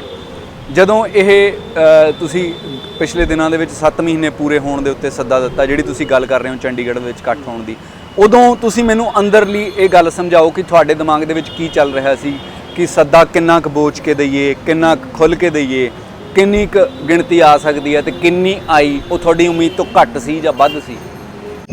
ਜਿਹੜੀ ਗਿਣਤੀ ਸੀ ਉਹ ਜਿੰਨਾ ਅਸੀਂ ਮਿੱਥਿਆ ਸੀ ਉਦੋਂ 2 ਗੁਣਾ ਜ਼ਿਆਦਾ ਸੀ, 2 ਗੁਣਾ ਜ਼ਿਆਦਾ ਸੀ। ਉਹਦੇ 'ਚ ਇਹ ਨਹੀਂ ਕਿ ਲੋਕ ਆਪ ਮੁਹਾਰੇ ਆਏ, ਆਪ ਮੁਹਾਰੇ ਲੋਕ ਉਹ ਆਏ ਜਿਵੇਂ ਚੰਡੀਗੜ੍ਹ ਤੇ ਮੋਹਾਲੀ ਦੇ ਸ਼ਹਿਰੀ ਲੋਕ ਸੀ, ਉਹ ਜਗ੍ਹਾ ਜਗ੍ਹਾ ਪਾਣੀ ਲੈ ਕੇ ਖੜੇ ਸੀ। ਆਮ ਤੌਰ ਤੇ ਨਵੀਂ ਚੰਡੀਗੜ੍ਹ ਦੇ ਵਿੱਚ ਵੀ ਸ਼ਹਿਰੀਆਂ ਨੂੰ ਦਿੱਕਤ ਰਹੀ ਜਦੋਂ ਅੰਦੋਲਨਕਾਰੀ ਵੀ ਇਹ ਤਾਂ ਰੌਕ ਗਾਰਡਨ ਦੀ ਇਹਨਾਂ ਨੇ ਫਲਾਣੀ ਚੀਜ਼ ਨਾਲ ਕਰਤਾ ਜਾਏ ਕਰਤਾ। ਜਦੋਂ ਪਹਿਲਾਂ ਚੰਡੀਗੜ੍ਹ ਦੇ ਵਿੱਚ ਲੋਕ ਜਾਂਦੇ ਸੀਗੇ ਪਰ ਇਸ ਵਾਰ ਤਾਂ ਚੰਡੀਗੜ੍ਹ ਦੇ ਲੋਕ ਸਵਾਗਤ ਲਈ ਖੜੇ ਸੀ, ਬੈਰੀਕੇਡਾਂ ਨੂੰ ਧੱਕੇ ਮਾਰਨ ਦੇ ਵਿੱਚ ਨਾਲ ਸੀਗੇ, ਪਾਣੀ ਲੈ ਕੇ ਖੜੇ ਸੀ, ਖਾਣ ਪੀਣ ਦੀਆਂ ਚੀਜ਼ਾਂ ਜਿਹੜੀਆਂ ਸੀਗੀਆਂ ਉਹ ਲੈ ਕੇ ਖੜੇ ਸੀਗੇ। ਤੇ ਉਹ ਇੱਕ ਜਿਹੜੀ ਇਹ ਨਿਵੇਕਲੀ ਗੱਲ ਸੀਗੀ, ਜਿੱਥੋਂ ਤੱਕ ਇਹ ਜਿਹੜੀ ਤੁਹਾਨੂੰ ਉਮੀਦ ਕਿੰਨੀ ਸੀਗੀ, ਸਾਨੂੰ ਇਹ ਗੱਲ ਸਪਸ਼ਟ ਹੋ ਚੁੱਕੀ ਆ ਕਿ ਇਹ ਮੋਰਚੇ ਨੂੰ ਤੁਸੀਂ ਜਿਹੜਾ ਵੀ ਸੱਦਾ ਦਿਓਗੇ ਲੋਕ ਵੱਡੀ ਗਿਣਤੀ ਚ ਹੋਣਗੇ। ਇੱਕ ਚੀਜ਼ ਆਪਾਂ ਅਨੂ ਜੀ ਸਮਝ ਗਏ, ਪੰਜਾਬ ਦੇ ਵਿੱਚ ਸਾਡੇ ਘਰਾਂ 'ਚ ਅਸੀਂ ਜਿੰਨੇ ਮਰਜ਼ੀ ਰੁੱਝੇ ਹੋ, ਦੋ ਚੀਜ਼ਾਂ ਅਸੀਂ ਕਦੇ ਮਿਸ ਨਹੀਂ ਕਰਦੇ, ਜਾਂ ਤਾਂ ਡਮੀ ਦਾ ਭੋਗ ਹੋਵੇ ਜਾਂ ਵਿਆਹ। ਅਸੀਂ ਆਪਣੇ ਕੰਮ ਨੂੰ ਉਦਾਂ ਵਿਉਂਤ ਲੈਂਦੇ ਹਾਂ ਕਿ ਉਸ ਦਿਨ ਭੋਗ ਤੇ ਜਾਣਾ ਵੀ ਆਹ ਕੰਮ ਪਹਿਲਾਂ ਕਰਨਗੇ ਜਾਂ ਆ ਕੇ ਕਰਨਾ, ਵਿਆਹ ਤੇ ਜਾਣਾ ਵੀ ਸਾਰੇ ਪਰਿਵਾਰ ਨੇ ਜਿਹੜਾ ਘਰ ਦੀ ਨੂੰ ਰਾਖੀ ਬਿਠਾ ਕੇ ਜਿਹੜੀ ਪਿੱਛੋਂ ਜਿਹੜਾ ਕੋਈ ਡੰਗਰ ਬੱਚੇ ਨੂੰ ਸਾਂਭ ਸਕੇ ਜਾਂ ਕਿੰਨੂੰ ਛੱਡ ਕੇ ਸਾਰੀ ਐਡਜਸਟਮੈਂਟ ਕਰਦੇ ਆ, ਕਿਉਂਕਿ ਉਹ ਲੱਗਦਾ ਕਿ ਇਹ ਚੀਜ਼ਾਂ ਮਿਸ ਕਰਨਾ ਇਹਨਾਂ ਨੇ। ਪੰਜਾਬ ਹਰਿਆਣਾ ਇਹ ਲੋਕ ਇਸ ਅੰਦੋਲਨ ਨੂੰ ਹੁਣ ਏਦਾਂ ਸਮਝਦੇ ਕਿ ਜਿਵੇਂ ਵਿਆਹ ਤੇ ਭੋਗ ਮਿਸ ਨਹੀਂ ਨਾ ਕਰਨੇ, ਖੁਸ਼ੀ ਗਮੀ ਦਾ ਕੋਈ ਪ੍ਰੋਗਰਾਮ ਮਿਸ ਨਹੀਂ ਕਰਨਾ, ਹਾਜ਼ਰੀ ਲਵਾਉਣੀ ਆ, ਉਹਨਾਂ ਨੂੰ ਲੱਗਦਾ ਕਿ ਸਾਡੀ ਜ਼ਿੰਦਗੀ ਦੀ ਲੜਾਈ ਹੈ, ਇਹਨੂੰ ਤਾਂ ਮਿਸ ਨਹੀਂ ਕਰਨਾ। ਬਾਕੀ ਸਾਡੇ ਸਾਰੇ ਕੰਮ ਛੋਟੇ ਇਹਦੇ ਸਾਹਮਣੇ। ਇਸ ਕਰਕੇ ਜਦੋਂ ਵੀ ਕੋਈ ਸੱਦਾ ਦਿੰਦੇ ਹੈਗੇ ਆ ਲੋਕ ਭਾਰੀ ਗਿਣਤੀ ਤੇ ਜਿਹੜਾ ਹੈਗਾ ਆਉਂਦੇ ਹੈਗੇ ਆ, ਔਰ ਕਈ ਵਾਰੀ ਤੁਹਾਡੀ ਉਮੀਦ ਤੋਂ ਵੱਧ ਵੀ ਆ। ਇੱਕ ਗੱਲ ਇਸ ਮੋਰਚੇ ਬਾਰੇ ਜਿਹੜੀ ਕਹੀ ਜਾਂਦੀ ਹੈ ਕਿ ਪਿਛਲੇ ਦਿਨਾਂ ਦੇ ਵਿੱਚ ਜਿਹੜਾ ਇਹ ਮੋਰਚੇ ਦਾ ਇਕੱਠ ਹੈ, ਜਾਂ ਇੱਥੇ ਜਿਵੇਂ ਟਿੱਕਰੀ ਸਿੰਘੂ ਜਾਂ ਹੋਰ ਥਾਵਾਂ ਦੇ ਉੱਤੇ ਜਿਹੜੀ ਗਿਣਤੀ ਹੈ ਲੋਕਾਂ ਦੀ ਉਹ ਘਟ ਗਈ ਹੈ, ਤੇ ਉਹਨੂੰ ਇਸ ਤਰੀਕੇ ਨਾਲ ਜੋੜਿਆ ਜਾ ਰਿਹਾ ਹੈ ਕਿ ਇਹ ਗਿਣਤੀ ਘਟ ਗਈ ਹੈ, ਤੇ ਇਹ ਇਸ ਗੱਲ ਦੀ ਗਵਾਹੀ ਭਰਦਾ ਹੈ ਕਿ ਲੋਕਾਂ ਦੇ ਵਿੱਚ ਜਿਹੜਾ ਮੋਰਚਾ ਹੈਗਾ ਉਹਦੀ ਜਿਹੜੀ ਖਿੱਚ ਘਟ ਗਈ ਹੈ, ਜਾਂ ਲੋਕਾਂ ਨੂੰ ਜਿਹੜੀ ਮੋਰਚੇ ਨਾਲ ਜੁੜੀ ਹੋਈ ਉਮੀਦ ਘਟ ਗਈ ਹੈ। ਤੁਸੀਂ ਕੀ ਕਹੋਗੇ ਉਹਦੇ ਬਾਰੇ? ਨਹੀਂ, ਖਿੱਚ ਨਹੀਂ ਘਟੀ, ਲੋਕਾਂ ਨੇ ਮੰਨ ਲਿਆ ਕਿ ਲੜਾਈ ਲੰਬੀ ਹੈ, ਗਿਣਤੀ ਘਟ ਗਈ ਹੈ। ਗਿਣਤੀ ਦਾ ਮੈਂ ਤੁਹਾਨੂੰ ਦੱਸਦਾ, ਗਿਣਤੀ ਨੂੰ ਲੋਕ ਦੋ ਤਰੀਕਾਂ ਦੇ ਨਾਲ ਤੁਲਨਾ ਕਰਦੇ, ਇੱਕ ਤਰੀਕ ਦੇ ਨਾਲ ਤੁਲਨਾ ਕਰਦੇ, ਮੈਂ ਕਹਿੰਦਾ ਦੋਨਾਂ ਦੇ ਨਾਲ ਕਰਕੇ ਦੇਖੋ। ਜਦੋਂ ਅਸੀਂ 26 ਨਵੰਬਰ ਨੂੰ ਆਏ ਸੀਗੇ ਉਦੋਂ ਗਿਣਤੀ ਕਿਤੇ ਜ਼ਿਆਦਾ, ਜੇ ਤੁਸੀਂ 25-26 ਜਨਵਰੀ ਦੇ ਨਾਲ ਜੋੜ ਕੇ ਦੇਖੋ ਉਦੋਂ ਲੋਕ ਸਿਰਫ 26 ਜਨਵਰੀ ਦੇ ਪ੍ਰੋਗਰਾਮ ਲਈ ਆਏ ਸੀ, ਔਰ ਵੱਡੇ ਹਿੱਸੇ ਨੂੰ ਇਹ ਲੱਗਦਾ ਸੀ ਕਿ ਮੋਰਚਾ ਜਿੱਤ ਦੇ ਨੇੜੇ ਆ, ਇਸ ਕਰਕੇ ਅਸੀਂ ਸਾਰੇ ਯੋਗਦਾਨ ਪਾਈਏ, ਵੱਡੀ ਗਿਣਤੀ 'ਚ ਲੋਕ ਜਿਹੜੇ ਆ ਉਹ ਤਾਂ ਆਏ ਹੈਗੇ ਆ। 26 ਨਵੰਬਰ ਨੂੰ ਜਦੋਂ ਆਏ ਉਦੋਂ ਕਿਤੇ ਵੱਡੀ ਗਿਣਤੀ ਅੱਜ ਇੱਥੇ ਬੈਠੀ ਆ। ਉਦੋਂ ਟਿੱਕਰੀ ਦਾ ਧਰਨਾ 22 ਕਿਲੋਮੀਟਰ ਲੰਬਾ ਨਹੀਂ ਸੀ। ਸਾਡੇ ਕੋਲ ਵੀਡੀਓ ਨੇ, ਜਦੋਂ ਹਾਂਸਪੁਰ ਦਾ ਅਸੀਂ ਟਿੱਕਰੀ ਵਾਲਾ ਧਰਨਾ ਲੱਗਾ, ਹਾਂਸਪੁਰ ਦਾ ਜਦੋਂ ਬਾਰਡਰ ਤੋੜ ਕੇ ਲੰਘੇ ਆ, ਅਸੀਂ ਹਾਰਡਲੀ 500 ਜਾਣਾ ਵੀ ਨਹੀਂ ਸੀ, ਹਾਰਡਲੀ ਉੱਥੇ 500 ਜਾਣਾ ਵੀ ਨਹੀਂ ਸੀਗਾ। ਤੁਸੀਂ ਉਹ ਵੀਡੀਓਜ਼ ਦੇਖ ਸਕਦੇ ਹੈਗੇ ਹੋ। ਤੇ ਹੁਣ ਤਾਂ ਉਸ ਤੋਂ ਬਾਅਦ ਤਾਂ ਡੇਲੀ ਹਜ਼ਾਰਾਂ ਲੋਕ ਜਿਹੜੇ ਹੈਗੇ ਆ ਉਹ ਆਉਂਦੇ ਰਹੇ ਹੈਗੇ ਆ। ਜੇ ਤਾਂ ਉਹਦੇ ਨਾਲ ਤੁਲਨਾ ਕਰਕੇ ਦੇਖੀ ਜਿਹੜੀ ਆ ਬਹੁਤ ਵੱਡੀ ਇੱਥੇ ਜਿਹੜੀ ਆ ਉਹ ਬੈਠੀ ਆ। ਦੂਸਰੀ ਗੱਲ ਹੈ ਕਿ ਅਸੀਂ ਕੋਈ ਵੀ ਸਮਾਗਮ ਰੱਖਦੇ ਆ, ਵਿਆਹ ਰੱਖਦੇ ਆ, ਕੁਝ ਵੀ ਰੱਖਦੇ ਆ, ਅਸੀਂ ਰੱਖਦੇ ਆ ਨਵੰਬਰ ਦਸੰਬਰ ਜਾਂ ਉਹਨਾਂ ਦਿਨਾਂ ਦੇ ਵਿੱਚ ਵੀ ਲੋਕ ਜਿਹੜੇ ਆ ਉਹ ਰਹਿਣੇ। ਉਦੋਂ ਪਿਛਲੀ ਵਾਰੀ ਜੋ 26 ਨਵੰਬਰ ਰੱਖਿਆ, ਇਹ ਰੱਖਿਆ ਕਿ ਝੋਨਾ ਲੋਕ ਸਾਂਭ ਲੈਣ, ਕਣਕ ਦੀ ਬਿਜਾਈ ਕਰ ਲੈਣ। ਉਹ ਤੋਂ ਬਾਅਦ 6 ਮਹੀਨੇ ਵਿਹਲੇ ਆ, 6 ਮਹੀਨੇ ਕਿਸਾਨੀ ਰਹਿਣੀ ਆ, ਔਰ 6 ਮਹੀਨੇ ਤੋਂ ਵੱਡੀ ਗਿਣਤੀ 'ਚ ਆਏ ਵੀ। ਸਗੋਂ ਸਾਨੂੰ ਤਾਂ ਇਹ ਲੱਗਦਾ ਕਿ ਇੰਨੇ ਫਸੇ ਹੋਏ ਸੀਜ਼ਨ ਦੇ ਦੌਰਾਨ ਵੀ ਇੰਨੀ ਗਿਣਤੀ ਇੱਥੇ ਅਸੀਂ ਮਤਲਬ ਮੇਨਟੇਨ ਰੱਖ ਪਾ ਰਹੇ ਹੈਗੇ ਆ, ਇਹ ਆਪਣੇ ਆਪ 'ਚ ਪ੍ਰਾਪਤ ਗਿਣਤੀ। ਜੋ ਕੋਈ ਕਹੇ ਕਿ ਗਿਣਤੀ ਘਟ ਗਈ, ਵੱਧ ਕਿਹਨੂੰ ਕਹਿੰਦੇ ਤੁਸੀਂ? ਕਿਸੇ ਇਲਾਕੇ 'ਚ ਕਿਸੇ ਸੰਗਠਨ ਦੀ ਸਮਰੱਥਾ 400 ਬੰਦਾ ਇਕੱਠਾ ਕਰਨ ਦੀ ਆ, ਜਿੱਦਣ 500 ਹੋਣਗੇ ਉਹ ਕਹਿੰਦੇ ਗਿਣਤੀ ਵੱਧ ਗਈ, ਜਿੱਦਣ 300 ਰਹਿ ਗਈ ਉਹ ਕਹਿੰਦੇ ਘਟ ਗਈ। ਇੱਥੇ ਗਿਣਤੀ ਵੱਧ ਦੀ ਕੀ ਪਰਿਭਾਸ਼ਾ ਹੈ? 50,000 ਵੱਧਦਾ ਜਾਂ 70,000 ਵੱਧਦਾ ਜਾਂ 80,000 ਵੱਧਦਾ ਹੈਗਾ, ਠੀਕ ਹੈ। ਇਹ ਘੱਟ ਵੱਧ ਵਾਲਾ ਮਾਮਲਾ ਨਹੀਂ ਹੈਗਾ ਗਾ। ਇਹ ਜੇ ਮੋਰਚਾ ਇਹ ਹੁਣ ਤਾਂ ਬਹੁਤ ਗਹਿਰਾ ਹੋ ਚੁੱਕਾ, ਔਰ ਇਹਨਾਂ ਦਿਨਾਂ 'ਚ ਵੀ ਅਸੀਂ ਬਹੁਤ ਵੱਡੀ ਗਿਣਤੀ 'ਚ ਇੱਥੇ ਜਿਹੜੇ ਹੈਗੇ ਆ ਬੈਠੇ ਹੋਏ ਆ, ਇਹ ਆਪਣੇ ਆਪ 'ਚ ਜਿਹੜੀਆਂ ਪ੍ਰਾਪਤ। ਜਦੋਂ ਆਪਾਂ ਇਸ ਮੋਰਚੇ ਦੇ ਵਿੱਚ ਜਨਵਰੀ ਫਰਵਰੀ ਦੇ ਦਿਨਾਂ ਦੇ ਵਿੱਚ ਆਉਂਦੇ ਸੀਗੇ ਤੇ ਇੱਥੇ ਜਿਹੜੀ ਗਿਣਤੀ ਸੀ ਉਹ ਬਹੁਤ ਸੰਘਣੀ ਸੀਗੀ। ਹੁਣ ਜਿਹੜੀ ਹੈਗੀ ਆ ਉਹ ਗਿਣਤੀ ਬਹੁਤ ਛਿੱਦੀ ਹੈ। ਜਿੱਥੇ ਤੱਕ ਜਿਹੜੀ ਜਗ੍ਹਾ ਦੇ ਉੱਤੇ ਕਬਜ਼ਾ ਤੁਹਾਡਾ ਹੈਗਾ, ਪਹਿਲਾਂ ਉੱਥੇ ਟਰਾਲੀਆਂ ਖੜੀਆਂ ਸੀ, ਹੁਣ ਉੱਥੇ ਤੰਬੂ ਲੱਗੇ ਹੋਏ ਨੇ, ਉਹ ਤੇ ਕਾਇਮ ਹੈ, ਪਰ ਗਿਣਤੀ ਜਿਹੜੀ ਹੈਗੀ ਆ ਉਹ ਤਾਂ ਛਿੱਦੀ ਹੈਗੀ ਆ ਪਹਿਲਾਂ ਨਾਲੋਂ। ਜਿਹੜਾ ਟਰਾਲੀ ਆ, ਤੁਸੀਂ ਇਹ ਤੋਂ ਲੈ ਲਓ, ਟਰਾਲੀ ਆ, ਟਰਾਲੀ ਦਾ ਮੋਬਾਈਲ ਘਰ ਆ, ਇਹ ਹੁਣ ਪੱਕੇ ਘਰ ਪੈ ਗਏ। ਇਸ ਕਰਕੇ ਪੱਕੇ ਘਰ ਪੈ ਗਏ, ਪੱਕਾ ਰਹਿਣਾ ਇੱਥੇ, ਫਿਰ ਟਰਾਲੀ ਕਢਾਉਣ ਦੀ ਕੀ ਜ਼ਰੂਰਤ ਆ? ਹੁਣ ਜਦੋਂ ਢਾੜੀ ਬਣਾ ਲੇ, ਤਾਂ ਕੁਛ ਕੁ ਟਰਾਲੀਆਂ ਜਿਹੜੀਆਂ ਨੇ ਖੜੀਆਂ ਨੇ ਜਿੰਦੇ ਵਿੱਚ ਮੰਨ ਲਓ ਕਿਸੇ ਦਾ ਕੋਈ ਰਸੋਈ ਦਾ ਸਮਾਨ ਜਾਂ ਹੋਰ ਸਮਾਨ ਪਿਆ ਜਾਂ ਕੋਈ ਜੇਕਰ ਟੈਂਟ ਦਾ ਪ੍ਰਬੰਧ ਹੁੰਦਾ ਜਿਹੜਾ ਨਹੀਂ ਕਰ ਪਾਇਆਗਾ, ਇਸ ਕਰਕੇ ਟਰਾਲੀਆਂ ਇਸ ਕਰਕੇ ਵਾਪਸ ਗਈਆਂ ਨੇ ਕਿਉਂਕਿ ਕਿਸਾਨੀ ਨੂੰ ਇਹਨੂੰ ਵੀ ਦੀ ਲੋੜ ਆ। ਦੂਸਰਾ ਜਿਹੜਾ ਹੈਗਾ ਕਿ ਇੱਥੇ ਪੱਕੇ ਘਰ ਜਿਹੜੇ ਹੈਗੇ ਆ ਹੁਣ ਆ ਬਣ ਚੁੱਕੇ ਆ। ਤੁਸੀਂ ਜਦੋਂ ਪਹਿਲਾਂ ਆਏ ਸੀ ਅਸੀਂ ਸਿਰਫ ਟਰਾਲੀਆਂ 'ਚ ਇੱਕ ਤੰਬੂ ਸੀਗਾ, ਆ ਸਾਡੇ ਹੁਣ 2 ਤੰਬੂ ਜਿਹੜੇ ਇੱਥੇ ਬਣੇ ਹੋਏ ਹੈਗੇ, ਇੱਕ ਨਵਾਂ ਤੰਬੂ ਸੀ ਹੋਰ ਬਣਾਉਣ ਜਾ ਰਹੇ। 26 ਜਨਵਰੀ ਤੋਂ ਬਾਅਦ ਜਿਹੜਾ ਇਹ ਮੋਰਚਾ ਹੈਗਾ ਉਹ ਕੋਈ ਵੱਡਾ ਸੱਦਾ ਦੇਣ ਤੋਂ ਗੁਰੇਜ਼ ਕਰਦਾ ਰਿਹਾ, ਜਿਹਦੇ ਕਾਰਨ ਜਿਹੜਾ ਹੈਗਾ ਉਹ ਲੋਕਾਂ ਦਾ ਉਤਸ਼ਾਹ ਤੇ ਇਹਦੇ ਅੱਗੇ ਵਧਣ ਦੀ ਜਿਹੜੀ ਗੁੰਜਾਇਸ਼ ਜਿਹੜੀ ਹੈਗੀ ਆ ਉਹ ਸਵਾਲਾਂ ਦੇ ਘੇਰੇ ਦੇ ਵਿੱਚ ਰਹੀ ਆ। ਤੁਸੀਂ ਇਹਦੇ ਵਿੱਚ ਕੀ ਕਹਾਂਗੇ? ਕਿਉਂਕਿ 26 ਜਨਵਰੀ ਨੂੰ ਵੀ ਤਾਂ ਤੁਸੀਂ ਸੱਦਾ ਦਿੱਤਾ ਸੀ ਕਿ ਅਸੀਂ ਜਾਵਾਂਗੇ ਤੇ ਉੱਥੇ ਟਰੈਕਟਰ ਮਾਰਚ ਕਰਾਂਗੇ, ਤੇ ਉਹ ਤੋਂ ਬਾਅਦ ਉਸ ਕਿਸਮ ਦਾ ਸੱਦਾ ਕਿਉਂ ਨਹੀਂ ਆਇਆ? ਕੋਈ ਨਹੀਂ, ਸੱਦਾ ਤਾਂ ਕੋਈ ਵੀ ਛੋਟਾ ਨਹੀਂ ਦਿੱਤਾ। ਜਿਹੜਾ ਇਹ ਸੀ ਕਿ ਪਹਿਲਾਂ ਪਾਰਲੀਮੈਂਟ ਨਾਲ ਮਾਰਚ ਦਾ ਐਲਾਨ ਕੀਤਾ, ਫਿਰ ਉਹ ਬਦਲ ਲਿਆ ਕਿਉਂਕਿ ਉਹਨਾਂ ਨੇ ਜਿਹੜੀ ਕਰੋਨਾ ਦੀ ਜਿਹੜੀ ਸੈਕੰਡ ਵੇਵ ਆਈ ਉਹਦੇ 'ਚ ਇਹ ਸੀਗਾ ਕਿ ਇੱਕ ਪਾਸੇ ਮੋਦੀ ਸਰਕਾਰ ਆਪਰੇਸ਼ਨ ਕਲੀਨ ਦੀ ਗੱਲ ਕਰ ਰਹੀ ਹੈ, ਤਾਂ ਇਹ ਤਾਂ ਹੁੰਦਾ ਜੀ ਤੁਸੀਂ ਲੜਦੇ ਆ ਤੇ ਤੁਸੀਂ ਪਰਿਸਥਿਤੀਆਂ ਦੇ ਮੁਤਾਬਕ ਫੈਸਲੇ ਕਰਦੇ ਹੋ। ਜਦੋਂ ਅਸੀਂ ਜਾਣਾ ਤਾਂ ਦਿੱਲੀ ਸੀਗਾ, ਅਸੀਂ ਪਰਿਸਥਿਤੀਆਂ ਮੁਤਾਬਕ ਫੈਸਲਾ ਕੀਤਾ ਕਿ ਸਿੰਘੂ ਤੇ ਟਿੱਕਰੀ ਇੱਥੇ ਮੋਰਚਾ ਲਾ ਕੇ ਬਹਿ ਜਾਓ, ਜਿਹੜਾ ਫੈਸਲਾ ਇਤਿਹਾਸਕ ਹੋ ਨਿਬੜਿਆ। ਸਿੰਘੂ ਤੇ ਟਿੱਕਰੀ ਦਾ ਮਤਲਬ ਜੇ ਕਹਿੰਦੇ ਵੀ ਇਤਿਹਾਸ ਬਣ ਕੇ ਉੱਭਰ ਕੇ, ਇਸ ਕਰਕੇ ਫੈਸਲੇ ਦਾ ਪਰਿਸਥਿਤੀਆਂ ਦੇ ਮੁਤਾਬਕ ਜਿਹੜੇ ਉਹ ਹੁੰਦੇ ਆ ਤੇ ਕੋਈ ਵੀ ਐਕਸ਼ਨ ਜਿਹੜਾ ਉਹ ਛੋਟਾ ਨਹੀਂ ਆ। ਹੁਣੇ ਚੰਡੀਗੜ੍ਹ ਵਾਲਾ ਕਰਕੇ ਹਟੇ ਹੈਗੇ ਆ, ਔਰ ਬੀਜੇਪੀ ਜਿਹੜੀ ਇਸ ਦੇਸ਼ 'ਚ ਰਾਜ ਕਰ ਰਹੀ ਹੈਗੀ ਆ, ਉਹਨਾਂ ਨੂੰ ਪੰਜਾਬ 'ਚ ਹਰਿਆਣੇ 'ਚ ਕੁਛ ਨਹੀਂ ਦਿੱਤਾ ਜਾ ਰਿਹਾ। ਐਕਸ਼ਨ ਤਾਂ ਕੋਈ ਨਹੀਂ ਛੋਟਾ, ਲਗਾਤਾਰ ਜਨਤਾ ਜਿਹੜੀ ਆ ਉਹ ਐਕਸ਼ਨ ਦੇ। ਇਹ ਜਿਹੜੀਆਂ ਸਾਰੀਆਂ ਸਰਗਰਮੀਆਂ ਨੇ, ਜਿਹੜੇ ਸੱਦੇ ਨੇ, ਉਹਨਾਂ ਨੂੰ ਇਦਾਂ ਵੀ ਵੇਖਿਆ ਜਾ ਸਕਦਾ ਕਿ ਜਿਹੜੀਆਂ ਕਿਸਾਨ ਯੂਨੀਅਨਾਂ ਨੇ, ਜਿਹੜੇ ਇੱਥੇ ਦੇ ਆਗੂ ਨੇ, ਆਪਣੇ ਨਾਲ ਜੁੜੇ ਹੋਏ ਲੋਕਾਂ ਦਾ ਜਿਹੜਾ ਉਤਸ਼ਾਹ ਨੂੰ ਕਾਇਮ ਰੱਖਣ ਲਈ ਉਹ ਮੁਕਾਮੀ ਪੱਧਰ ਦੀ ਜਿਹੜੀ ਸਰਗਰਮੀ ਲਗਾਤਾਰ ਕਾਇਮ ਕਰ ਪਾ ਰਹੇ ਨੇ, ਤੇ ਜਿਹੜੀ ਉਹਨਾਂ ਨੂੰ ਆਪਣੇ ਆਪ ਦੇ ਵਿੱਚ ਆਪਣਾ ਏਕਾ ਕਾਇਮ ਰੱਖਣ ਲਈ, ਆਪਣੇ ਜਿਹੜੇ ਲੋਕਾਂ ਨੂੰ ਉਤਸ਼ਾਹ 'ਚ ਰੱਖਣ ਲਈ ਜ਼ਿਆਦਾ ਸਰਕਾਰ ਨੂੰ ਜਿਹੜੀ ਚਿੰਤਾ ਪਾਉਣੀ, ਵੱਡੇ ਸਿਆਸੀ ਮੰਚ ਦੇ ਉੱਤੇ ਵੱਡਾ ਸਵਾਲ ਬਣਾਉਣਾ, ਉਸ ਦੇ ਵਿੱਚ ਕਿਤੇ ਨਾ ਕਿਤੇ ਕੋਈ ਘਾਟ ਜਿਹੜੀ ਰਹਿ ਗਈ ਹੈ। ਨਹੀਂ, ਸਾਨੂੰ ਕਿਸੇ ਪੱਖੋਂ ਕੋਈ ਘਾਟ ਨਹੀਂ ਲੱਗਦੀ। ਸਾਨੂੰ ਲੱਗਦਾ ਕਿ ਜਿਹੜੀ ਇਹ ਲੜਾਈ ਹੈ ਕਿਸੇ ਡੀਸੀ ਜਾਂ ਐਮਐਲਏ ਨਾਲ ਨਹੀਂ, ਤੇ ਦੁਨੀਆ ਦੇ ਕਾਰਪੋਰੇਟ ਦੇ ਨਾਲ ਲੜਾਈ ਹੈ। ਤੁਸੀਂ ਦੇਖੋ ਕਿ IMF ਦਾ ਬਿਆਨ ਆਉਂਦਾ ਕਿ ਕਾਨੂੰਨ ਬਹੁਤ ਚੰਗੇ ਆ, ਫਿਰ ਅਮਰੀਕਾ ਦਾ ਬਿਆਨ ਆਉਂਦਾ ਕਿ ਬਹੁਤ ਚੰਗੇ ਆ। ਸਾਨੂੰ ਇਹ ਲੱਗਦਾ ਕਿ ਉਹਨਾਂ ਦਿਨਾਂ 'ਚ ਮੋਦੀ ਸਰਕਾਰ ਸਲਿੱਪ ਮਾਰ ਰਹੀ ਸੀ, ਪਿੱਛੇ ਹਟਣ ਬਾਰੇ ਸੋਚ ਰਹੀ ਸੀ।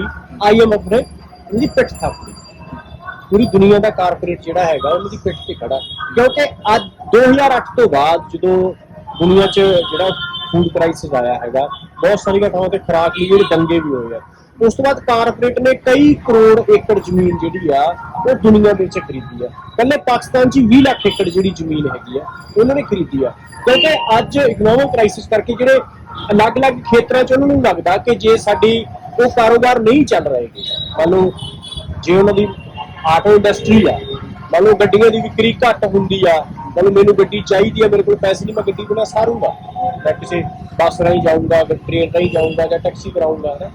ਉਹ ਸਾਰੀਆਂ ਚੀਜ਼ਾਂ ਜਿਹੜੀਆਂ ਨੇ ਜੋ ਕਾਰਪੋਰੇਟ ਆਪਣਾ ਬਿਜ਼ਨਸ ਕਰਦਾ, ਉਹ ਸਾਰੇ ਉਹਨਾਂ 'ਚ ਖੜੋਤ ਹੋ ਸਕਦੀ ਹੈ, ਵਿਕਰੀ ਘੱਟ ਹੋ ਸਕਦੀ ਹੈ। ਪਰ ਇੱਕ ਅਜਿਹਾ ਖੇਤਰ ਆ ਰੋਟੀ ਦਾ ਜਿਹਦੇ ਬਿਨਾਂ ਲੋਕ ਰਹਿ ਨਹੀਂ ਸਕਦੇ, ਇਸ ਕਰਕੇ ਉਹ ਹੁਣ ਰੋਟੀ ਦਾ ਬਿਜ਼ਨਸ ਕਰਨਾ ਚਾਹੁੰਦੇ। ਉਹ ਪੂਰੀ ਜਿਹੜੀ ਖੇਤੀ ਤੇ ਖੁਰਾਕ ਨੂੰ ਜਿਹੜਾ ਹੈਗਾ ਉਹ ਕੰਟਰੋਲ ਕਰਨਾ ਚਾਹੁੰਦੇ ਆ।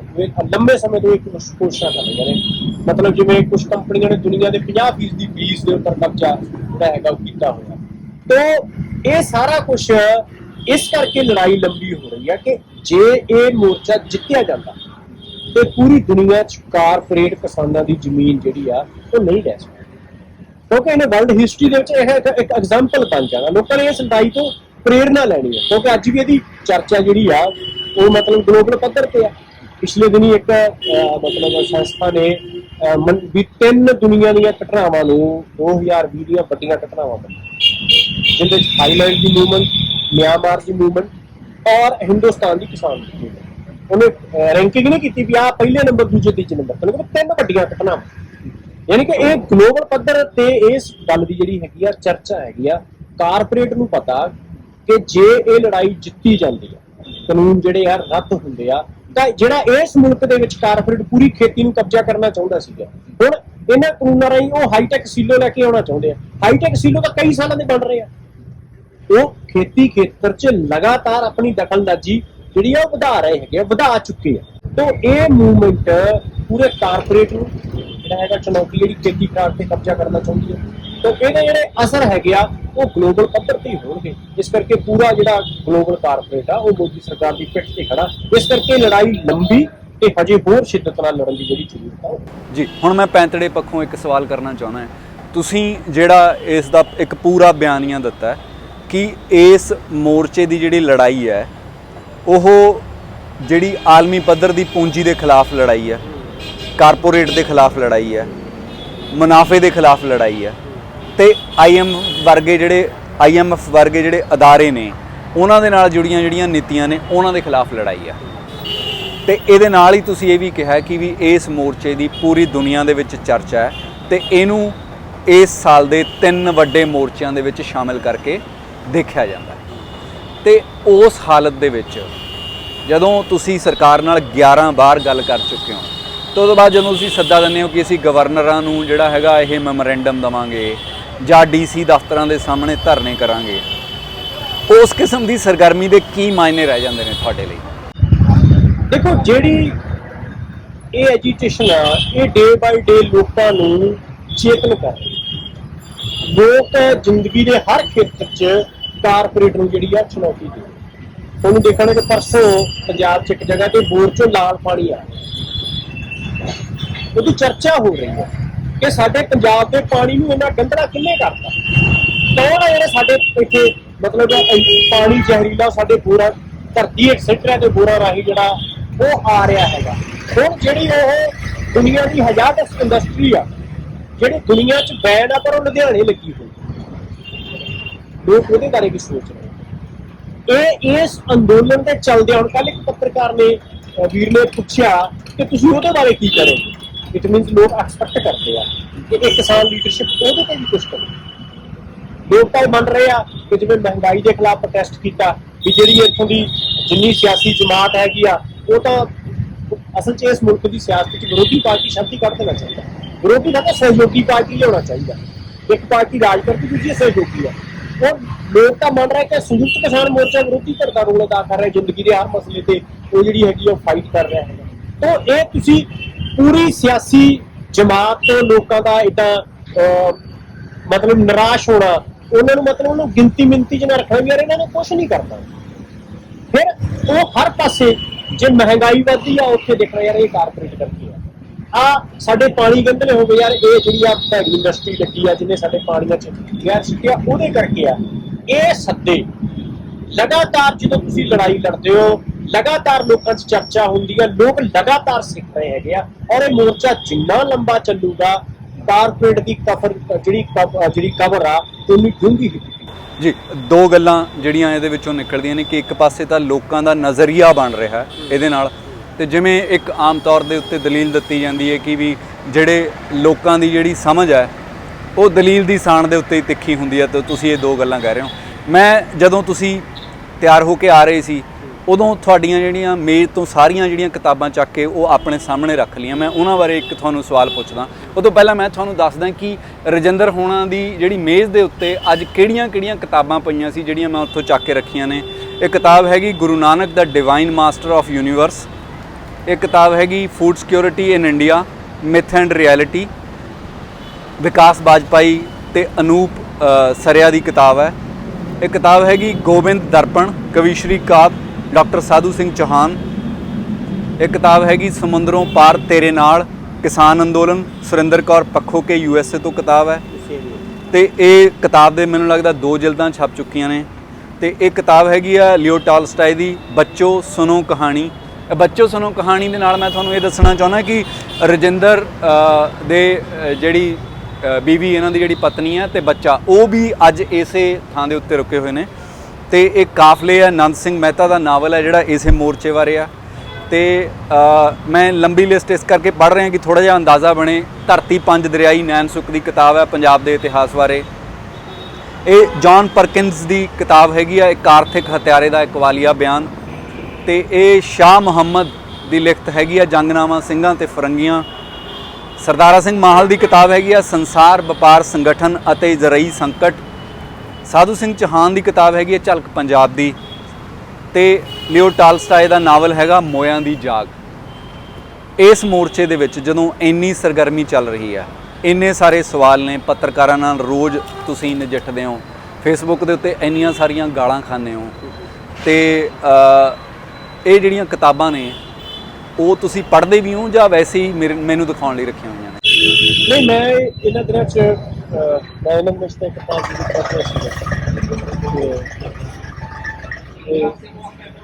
ਆਰਗੈਨਿਕ ਰੈਵੋਲੂਸ਼ਨ ਜਿਹੜੀ ਹੈਗੀ ਆ ਕਿਊਬਾ ਤੇ ਕਿਤਾਬ ਹੈ, ਇਹਦੇ ਮੈਂ ਜਿਹੜੇ ਨੋਟਸ ਤਿਆਰ ਕਰ ਰਿਹਾ ਸੀਗਾ ਕਿ ਮੈਂ ਇਸ ਚੀਜ਼ ਤੇ ਅਸੀਂ ਪੜ੍ਹ ਰਹੇ ਹੈਗੇ ਕਿ ਜਿਹੜਾ ਇਹ ਖੇਤੀ ਕਾਨੂੰਨ ਆਉਣ ਤੋਂ ਪਹਿਲਾਂ ਦੀ ਵੀ ਕਿਸਾਨੀ ਦੀ ਹਾਲਤ ਬਹੁਤ ਚੰਗੀ ਨਹੀਂ ਸੀ, ਤੇ ਖੇਤੀ ਕਾਨੂੰਨ ਰੱਦ ਹੋਣ ਦੇ ਨਾਲ ਕਿਸਾਨੀ ਦੀ ਹਾਲਤ ਠੀਕ ਨਹੀਂ ਹੋ ਜਾਣੀ। ਖੁਦਕੁਸ਼ੀਆਂ ਕਰ ਰਹੇ ਸੀ, ਕਰਜ਼ਾਈ ਸੀ, ਔਰ ਉਹਦਾ ਰੀਜ਼ਨ ਜਿਹੜਾ ਹਰੇ ਇਨਕਲਾਬ ਦਾ ਖੇਤੀ ਮਾਜਰਾ, ਜਿਹਨੂੰ ਅਸੀਂ ਮੰਨਦੇ ਕਿ ਹਰਾ ਘੱਲੂਘਾਰਾ ਸੀ। ਉਹ ਹਰਾ ਇਨਕਲਾਬ ਨਹੀਂ, ਸਾਰਾ ਘੱਲੂਘਾਰਾ, ਜਿਹਦੇ 'ਚ ਲਗਾਤਾਰ ਕਦੇ 3 ਕਦੇ 4 5 ਜਾਨਾਂ ਜਾ ਰਹੀਆਂ ਸੀ, ਅਖਬਾਰਾਂ ਦਾ ਸ਼ਿੰਗਾਰ ਕਰਦੇ ਨੇ। ਤੇ ਉਸ ਕਾਰਪੋਰੇਟ ਜਿਹੜਾ ਖੇਤੀ ਮਾਡਲ ਹੈ, ਉਹ ਥਾਂ ਤੇ ਕੁਦਰਤ ਤੇ ਕਿਸਾਨ ਪੱਖੀ ਖੇਤੀ ਮਾਡਲ ਕੀ ਹੋਵੇ, ਉਹਦੇ 'ਤੇ ਅਸੀਂ ਵਰਕ ਕਰ ਰਹੇ ਹਾਂ ਕਿ ਉਹਦੇ 'ਤੇ ਕੁਛ ਲਿਖਿਆ ਜਾਵੇ ਤਾਂ ਕਿ ਇਸ ਖੇਤੀ ਮਾਡਲ ਦਾ ਬਦਲ ਕੀ ਹੋਵੇ, ਤਾਂ ਕਿ ਆਉਣ ਵਾਲੀ ਸਟਰਗਲ ਜਿਹੜੀ ਆ ਅਸੀਂ ਉਹਦੇ 'ਤੇ ਕਰ ਸਕੀਏ। ਉਸ ਖੇਤਰ 'ਚ ਕਿਊਬਾ ਨੇ ਬਹੁਤ ਅੱਛਾ ਕੰਮ ਜਿਹੜਾ ਸੀਗਾ ਉਹ ਕੀਤਾ, ਤੇ ਉਹਦੇ ਐਕਸਪੀਰੀਅੰਸ ਤੇ ਪੜ੍ਹ ਰਹੇ ਤੇ ਜਿਹੜੇ ਹੈਗੇ ਅਸੀਂ ਲਿਖ ਵੀ ਰਹੇ ਹੈਗੇ ਆ। ਤੋ ਇਹ ਸਮਾਂ ਕੱਢ ਕੇ ਜਿਹੜਾ ਹੈਗਾ ਪੜ੍ਹਨ ਦੀ ਕੋਸ਼ਿਸ਼ ਕਰੀਦੀ ਹੈ ਜਿੰਨਾ ਵੀ ਪੜ੍ਹ ਸਕਦੇ। ਜਿਹੜੀਆਂ ਇਹ ਸਾਰੀਆਂ ਕਿਤਾਬਾਂ ਨੇ ਜਿਨ੍ਹਾਂ ਦਾ ਇੰਨਾ ਵਸੀਪਨ ਹੈ, ਸਾਡੇ ਇਤਿਹਾਸ ਨਾਲ ਜੁੜੀਆਂ ਹੋਈਆਂ ਨੇ, ਕਵਿਤਾ ਨਾਲ ਜੁੜੀਆਂ ਹੋਈਆਂ ਨੇ, ਤੇ ਇਹ ਤੋਂ ਬਿਨਾਂ ਜਿਹੜਾ ਤੁਸੀਂ ਸਾਰਾ ਗੱਲ ਕਰਦੇ ਹੋ ਕਿ ਕਾਰਪੋਰੇਟ ਦਾ ਜਿਹੜੀਆਂ ਸਿਆਸਤ ਨਾਲ ਜੁੜੀਆਂ ਹੋਈਆਂ ਨੇ, ਤੇ ਇਹਨਾਂ ਨੂੰ ਪੜ੍ਹਨ ਦਾ ਸਮਝਣ ਦਾ ਰੁਝਾਨ ਹੈ ਉਹ ਪੂਰੇ ਮੋਰਚੇ 'ਚ ਹੈ ਜਾਂ ਕੁਝ ਆਗੂਆਂ ਤੱਕ ਮਹਿਦੂਦ ਹੈ? ਦੇਖੋ, ਪੜ੍ਹਨ ਦਾ ਇੱਕ ਰੁਝਾਨ ਤਾਂ ਜਿਹੜਾ ਹੈਗਾ ਉਹ ਵਿਕਸਿਤ ਹੋਇਆ, ਜਦ ਕਿ ਬਹੁਤ ਵੱਡੀ ਪੱਧਰ ਤੇ ਹੋਇਆ ਉਹ ਨਹੀਂ। ਇੱਥੇ ਕੁਝ ਸੱਜਣਾਂ ਨੇ ਜਿਹੜੀਆਂ ਲਾਇਬ੍ਰੇਰੀਜ਼ ਖੋਲ੍ਹੀਆਂ, ਇੱਥੋਂ ਕੁਝ ਮੋਰਚੇ ਤੋਂ ਅਖਬਾਰ ਵੀ ਜਿਹੜੇ ਹੈਗੇ ਛਪਦੇ ਆ, ਜੋ ਅਸੀਂ ਮੈਗਜ਼ੀਨ ਜੇ ਕੁਝ ਹੋਰ ਲੋਕ ਮੈਗਜ਼ੀਨ ਕੱਢਦੇ ਉੱਥੇ ਡਿਸਟਰੀਬਿਊਟ ਵੀ ਜਿਹੜੇ ਹੈਗੇ ਕਰਦੇ ਆ। ਤੋ ਸਿੰਘੂ ਮੋਰਚੇ ਤੇ ਹਰ ਮਹੀਨੇ 2,40,000 ਰੁਪਇਆ ਸੰਯੁਕਤ ਕਿਸਾਨ ਮੋਰਚੇ ਦਾ ਖਰਚਾ ਅਖਬਾਰਾਂ ਦਾ। ਇੰਨਾ ਅਖਬਾਰ ਲਗਾਤਾਰ ਮੋਰਚੇ 'ਚ ਆਉਂਦਾ, ਲੋਕ ਅਖਬਾਰ ਪੜ੍ਹਦੇ ਆ, ਉਹਦੇ 'ਚ ਆਰਟੀਕਲ ਪੜ੍ਹਦੇ ਆ, ਕੁਛ ਕਿਤਾਬਾਂ ਵੀ ਜਿਹੜੇ ਹੈਗੇ ਪੜ੍ਹਦੇ ਆ। ਤੇ ਇਹ ਹੈਗਾ ਕਿ ਜਦੋਂ ਇੰਨਾ ਖੁੱਲ੍ਹਾ ਸਮਾਂ ਹੁੰਦਾ, ਜਿਹੜਾ ਇੱਕ ਮੁਜ਼ਾਹਰਾ ਕਰੀ ਆ ਉਹਦੇ ਕੋਲ ਕਾਫੀ ਖੁੱਲ੍ਹਾ ਸਮਾਂ ਹੁੰਦਾ ਵੀ ਇਹ ਸਟੇਜ 11 ਤੋਂ 3 ਚੱਲੀ ਆ, ਜਾਂ ਉਹਨੇ ਸੁਬਾਹ ਸ਼ਾਮ ਦਾ ਖਾਣਾ ਬਣਾ ਲਿਆ, ਉਹਦੇ ਕੋਲ ਖੁੱਲ੍ਹਾ ਸਮਾਂ, ਉਹਦੇ 'ਚ ਇੱਕ ਪੜ੍ਹਨ ਦਾ ਇੱਕ ਰੁਝਾਨ ਜਿਹੜਾ ਹੈਗਾ ਵਿਕਸਿਤ ਉਹ ਹੋਇਆ। ਦੂਸਰਾ ਜਿਹੜਾ ਤੁਸੀਂ ਆਗੂਆਂ ਦਾ ਕਿਹਾ ਕਿ ਆਗੂ ਲੀਡਰਸ਼ਿਪ ਤੇ ਜਿਹੜਾ ਹੈਗਾ ਉਹ ਪੜ੍ਹਨਾ ਹੀ ਪਊਗਾ। ਮੈਂ ਇਹਦੇ ਤੇ ਪਿਛਲੇ ਦਿਨੀ ਹਿਸਾਰ ਗਏ ਤੇ ਮੈਂ ਧਰਨਾ ਸੀ, ਮੈਂ ਜਾ ਰਹੀ ਤੇ ਵਕੀਲ ਨੇ ਲੰਘਣਾ ਹੀ ਬੋਲਦੀ, ਉਹ ਕਹਿੰਦਾ ਵੀ ਗਿਆਨੀ ਜੀ ਥੋੜਾ ਸਾਈਡ ਤੇ ਹੋਏ। ਮੈਨੂੰ ਸ਼ਬਦ ਆ ਗਿਆ ਪੰਜਾਬ 'ਚ 2 ਸ਼ਬਦ ਜਿਹੜੇ ਸੀਗੇ ਪੰਜਾਬੀਆਂ ਖਾਸ ਕਰਕੇ ਸਿੱਖਾਂ ਬਾਰੇ, ਸਰਦਾਰ ਤੇ ਗਿਆਨੀ, ਉਹਦੀ ਰੈਲੇਵੈਂਸੀ ਜਿਹੜੀ ਆ ਉਹ ਇਸ ਮੋਰਚੇ 'ਚ ਉਹਨੂੰ ਸਾਬਤ ਕਰਦੀ ਹੈ ਇਸ ਲੜਾਈ ਦਾ। ਗਿਆਨੀ ਮਤਲਬ ਗਿਆਨਵਾਨ ਨੂੰ ਕਹਿੰਦੇ ਆ ਕਿ ਬਾਕੀ ਜਿਹੜੇ ਪੰਜਾਬ ਦੀ ਲੀਡਰਸ਼ਿਪ ਸੀ ਗਿਆਨੀ ਸੀ, ਜਿਹਨੇ ਇਹ ਗਿਆਨ ਹਾਸਲ ਕਰ ਲਿਆ ਕਿ ਮੋਦੀ ਗਵਰਨਮੈਂਟ ਕੀ ਕਰ ਰਹੀ ਆ, ਉਹ ਪਹਿਲੇ ਸੀ ਜਿਹੜੇ ਖੜੇ ਹੋਏ ਇਸ ਚੀਜ਼ ਦੇ ਖਿਲਾਫ, ਔਰ ਹੁਣ ਵੀ ਕਈ ਸਾਲਾਂ ਤੋਂ ਖੜੇ ਹੋਏ ਸੀ। ਤੇ ਸਰਦਾਰ ਜਿਹੜਾ ਹੈਗਾ ਇਹ ਇਰਾਨੀ ਭਾਸ਼ਾ ਦਾ ਸ਼ਬਦ ਆ, ਜਿਹਦਾ ਮਤਲਬ ਚੀਫ ਹੁੰਦਾ, ਮੁਖੀ ਹੁੰਦਾ।